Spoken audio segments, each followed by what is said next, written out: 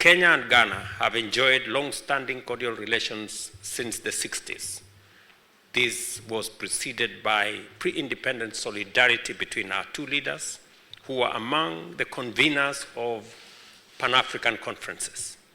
The historic bonds of friendship between our two countries run deep. We are bound together by our shared commitment to Pan-African unity and a common vision for a united and prosperous Africa. It is appropriate that our two nations, which have long played strong roles in fostering Pan-African unity, also make similar contribution to the development of Pan-African trade integration. It is also imperative that we continue to strengthen our relations, enhance our solidarity, expand cooperation, and deepen mutual understanding to unite and deliver inclusive economic growth for the peoples of our nations and for our continent. I congratulate you, Mr. President, for being appointed the champion for Africa Union for the establishment of the Africa Union financial institutions. This include the Africa Central Bank, the Africa International Monetary Fund, the Africa Investment Bank, and the Pan-African Stock Exchange. My brother and I discussed at great length on how these institutions, championed by His Excellency the President, and in fact when he spoke at the Africa Union in February, I endorsed wholeheartedly the building of these institutions as a mechanism of consolidating our own economic and financial situation in our continent.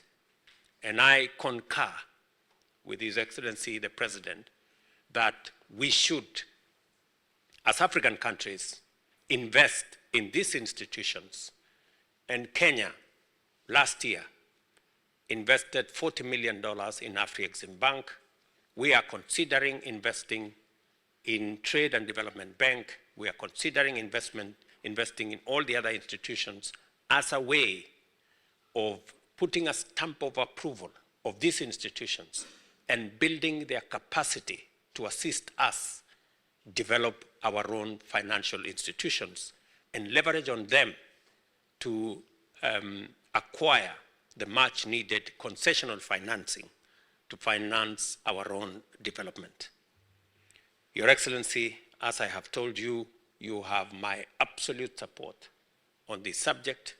And as we work collaboratively and collectively as African leaders to consolidate the place of the Africa Union and rationalize its institutions and reform its institutions, a mandate that was assigned to me by my colleagues,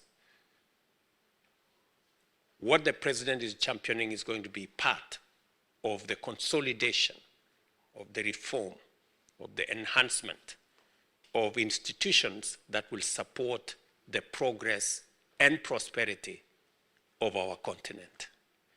I have informed Mr. President that I'm looking forward to him working with me and all the other leaders to make sure that we have an Africa Union as an institution that is fit for purpose to drive the prosperity of our continent. We have noted that peace and security is fragile, not only in Africa, but across the globe. Internal strife, conflict, and wars, compounded by terrorism and violent extremism, are a major obstacle to peace, security, and stability. Statistics show that the number of people killed and forcibly displaced by crisis in Africa has been increasing over time. As of 2023, over 37 million people have been forcibly displaced in Africa, and 6 countries account for 64% of forced displacement. Kenya appreciates and commends efforts by Ghana through the Accra Initiative and ECOWAS towards the fight against terrorism and in addressing resurgence of the unconstitutional changes of government in the Sahel and West African region. As a nation, Kenya looks forward to receiving continued support from Ghana in addressing terrorism and other threats so as to guarantee peace and security in Africa, in our region, and globally as well. I informed His Excellency the President that Kenya has been engaging in supporting peace initiatives in the Horn of Africa and the Great Lakes region, including DRC, South Sudan, Sudan, and Somalia. Kenya stands in support of all efforts, both in West and in our region, aimed towards fostering peace and security in our continent. It has become clear during our conversation that we have to redouble our efforts to silence the guns in Africa as a vital condition for the establishment of economic growth. We also have no choice but to endow the Africa Union, our regional economic communities with greater capacity to do more in pursuit of peace and stability. The Pan-African independent movement inspired many African countries that followed in Ghana's independence. Once again, in its capacity as the home of African Continental Free Trade Area Secretariat, Ghana is a leading force in economic integration and development of 55 countries within 8 regions, economic communities in our continent. I thank you, Mr. President, for spearheading this development, for your support to the ACFTA Secretariat, and for your support to the Secretary General, and for Ghana's hosting of the Secretariat on behalf of our continent. Your Excellency, still on the subject of integration, and especially in accelerating the free movement of people within our continent, I welcome your recent announcement of your commitment to remove entry visa requirement for all Africans by December this year. This commitment aligns with one of the goals of the Africa Continental Free Trade Area to create a single market in the continent to drive economic growth, grow and create more jobs, and eradicate poverty. I have informed President Akufo-Addo that in similar vein, Kenya recently removed visa requirements for visitors from all countries with effect from January 1st this year. This underscores Kenya's commitment to complement Ghana in improving free movement, increasing trade, and building a stronger, more united continent. The free movement of people between our two countries has contributed immensely to trade, investment, and tourism. In this respect, His Excellency and I noted that trade between Kenya and Ghana is growing. In 2022, for example, Kenya's imports to Ghana were valued at $10.4 million and imports were valued at $4.8 million. We have agreed that there remains great potential to enhance trade between our two countries, especially in the numerous opportunities arising from the establishment of the Africa Continental Free Trade Area. President Akufo-Addo and I are encouraged that under the ACFTA, our two countries have taken bold measures to explore these opportunities. We recall that in October 2022, I flagged up from Nairobi the first consignment of Kenyan tea destined for Ghana. On 23rd September 2023, Kenyan-made chloride exide batteries worth about 9.3 Kenya shillings landed in the Ghanaian port of Tema, while Little Cab, a taxi hailing service from Kenya, is now also operational in Ghana.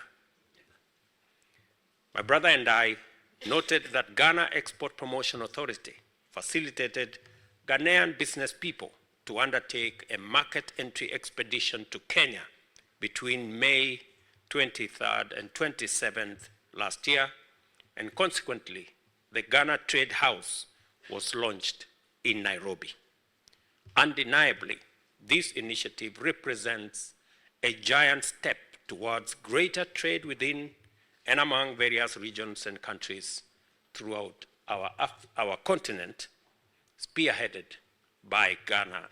On 15th March this year, the African Union Executive Council unanimously decided that candidates for the position of the next chairperson of the Africa Union Commission would be nominated by the Eastern African region states in accordance with the statutes of the AU Commission, the rules of procedure, and the Africa Union policy organs and decisions of the Assembly of Heads of State and Government. Your Excellency, my dear brother, I thank you most sincerely for accepting to support Kenya's candidature for the position of the chairperson of the Africa Union Commission 2025-2028, which has been initiated following comprehensive stakeholder engagement process across government.